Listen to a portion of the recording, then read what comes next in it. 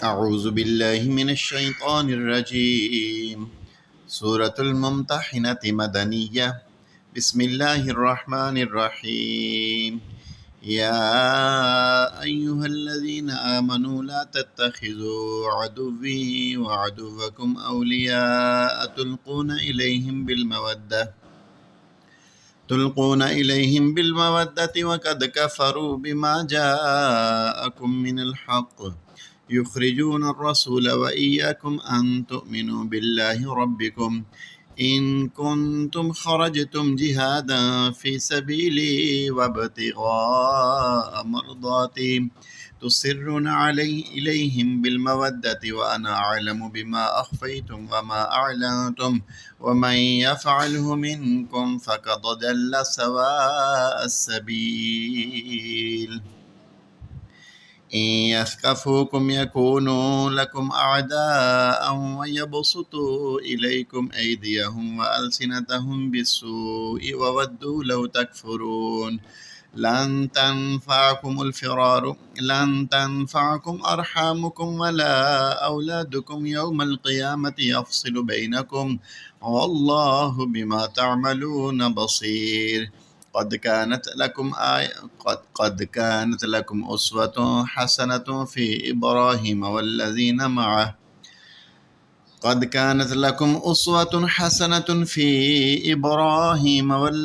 معه إذ قالوا لقومهم إنا براء منكم ومما تعبدون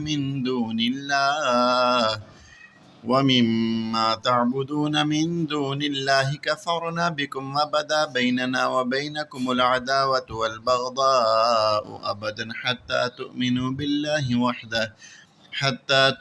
بالله وحده إلا قول إبراهيم لأبيه لأستغفرن لك وما أملك لك من الله من شيء ربنا عليك توكلنا وإليك أنبنا وإليك المصير. ربنا لا تجعلنا فتنة للذين كفروا واغفر لنا ربنا إنك أنت العزيز الحكيم. لقد كان لكم فيهم أسوة حسنة لمن كان يرجو الله واليوم الآخر ومن يتول فإن الله هو الغني الحميد. عسى الله أن يجعل بينكم وبين الذين عاديتم منهم مودة والله قدير والله غفور رحيم. لا ينهاكم الله عن الذين لم يقاتلوكم في الدين ولم يخرجوكم من دياركم أن تبروهم وتقسطوا إليهم إن الله يحب المقسطين.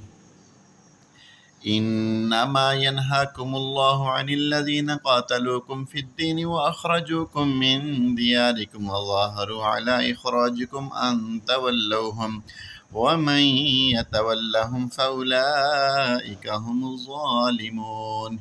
يا أيها الذين آمنوا إذا جاءكم المؤمنات مهاجرات فامتحنوهن الله أعلم بإيمانهن فإن علمتموهن مؤمنات فلا ترجعوهن إلى الكفار لا هن حل لهم ولا هم يحلون لهن وآتوهم ما أنفقوا ولا جناح عليكم أن تنكحوهن إذا آتيتموهن أجورهن ولا تمسكوا بعصم الكوافر واسألوا ما